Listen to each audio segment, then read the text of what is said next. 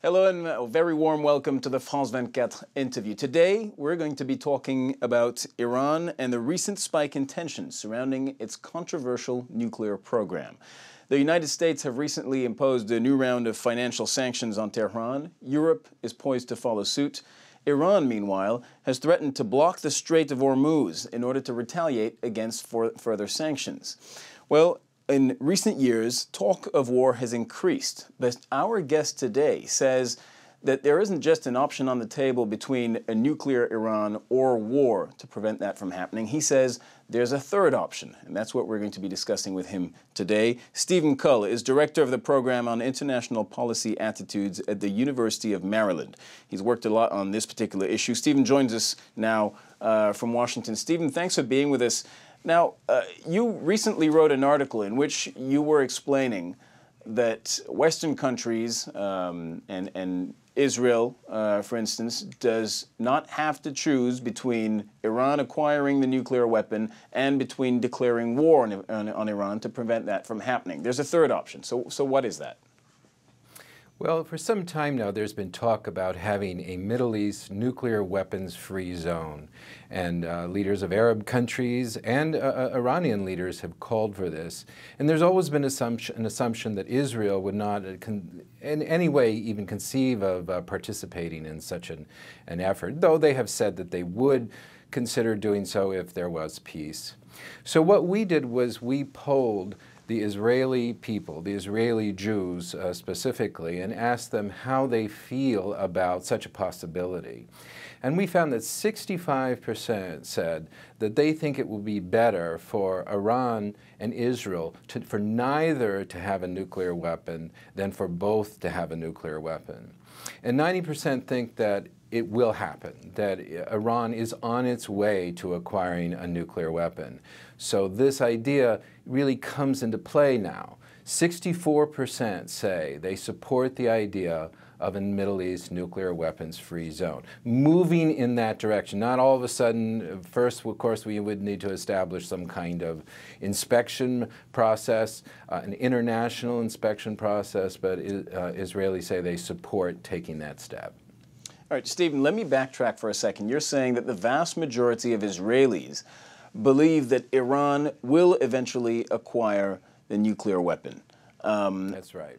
And you're also saying that most of them would rather both Israel and Iran not have the weapon than both of them actually end up having it. Is that correct? That's right. That's right. They don't seem to think that a condition of mutually assured destruction would be a particularly good situation. They would prefer that neither have nuclear weapons. They're basically ready to put their nuclear weapons program on the table in the effort to prevent Iran from acquiring a nuclear weapon. But for the moment, this idea, this feeling for which you have found evidence in your polls, there's no evidence of this feeling in the public discourse of Israeli politicians. For the moment, the vast majority of Israeli politicians have said that a nuclear Iran posed an existential threat for Israel. In other words, if Iran were to acquire the a nuclear weapon, then it could literally destroy Israel. That's been There have been many leaders recently who have come forward saying, though, it would not be an existential threat. Halevi, a former Mossad chief, and others. So that there is an effort to kind of talk down this intensified concern. And even today, the defense minister, Barak, said any talk about an attack on Iran is something far off in the future. So it's not that all Israeli leaders are moving toward this stance that says that we must eliminate Iran's nuclear weapons capability at all costs. Have you polled this on populations other than Israel? Because presumably, if a preemptive war were launched against Iranian nuclear facilities, against Iran, Israel would probably have to have the support of, for instance, the United States. Yes, well, we've polled in the United States as well, and I think 7 in 10 Americans said that they support the idea of a nuclear weapons-free zone.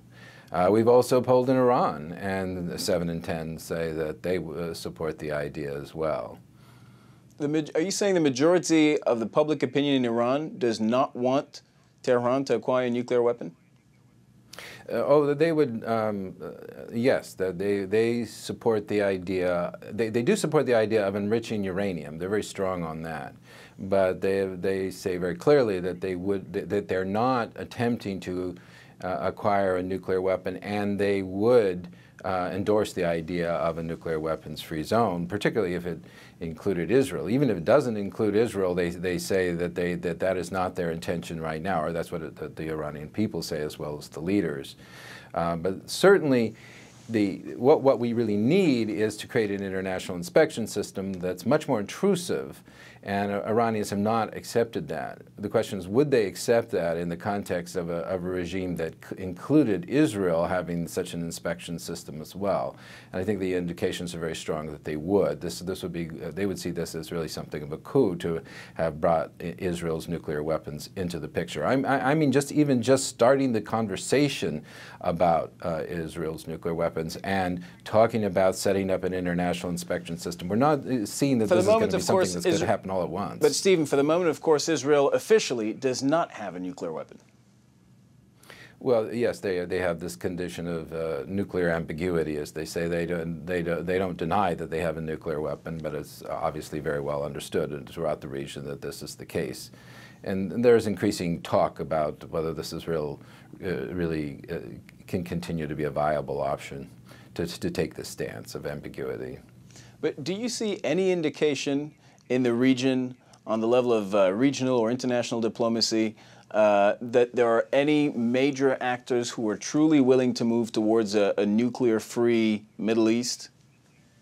Well, I think all the Arab leaders, the Iranian leaders have indicated this, and it's not surprising. The key question is whether Israeli leaders would be interested. And there will be a conference next year in Finland on this very subject, a nuclear weapons-free zone in the Middle East, and Israel has said that they will attend.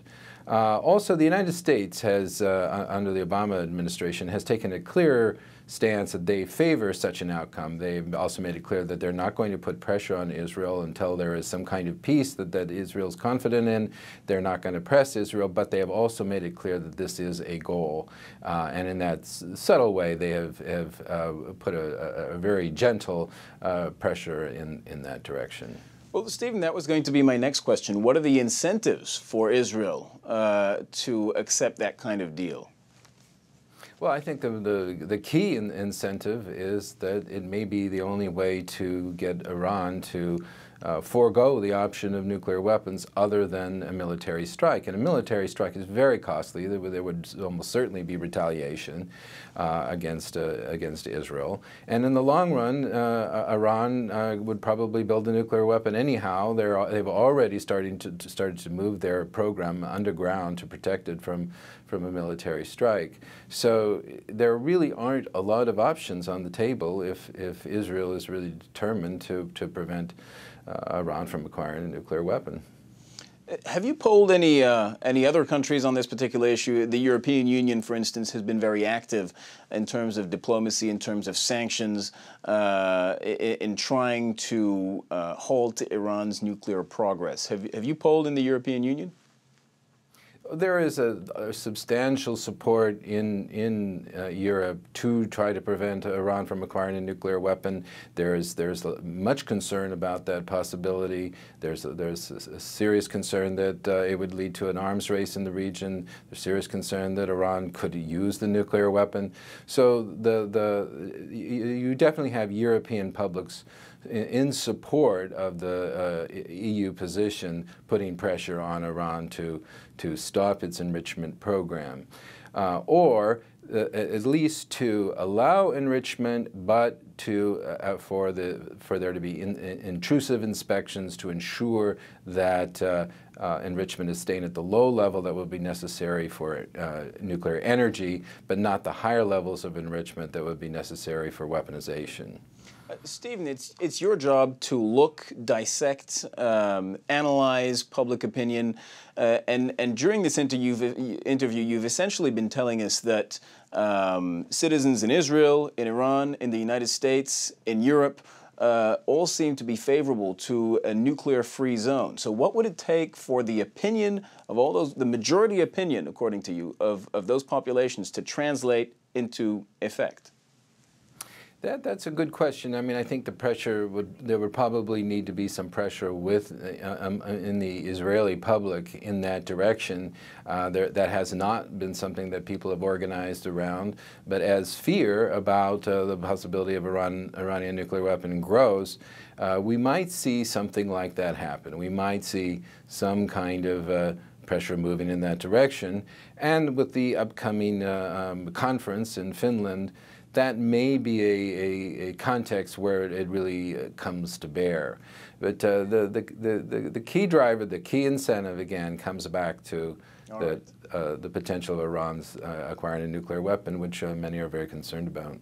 All right, Stephen Cull, thank you very much. You're the director of the program on international policy attitudes at the University of Maryland. Stephen Cull, thanks for joining us from Washington. Thank you for watching the France 24 interview. Bye-bye.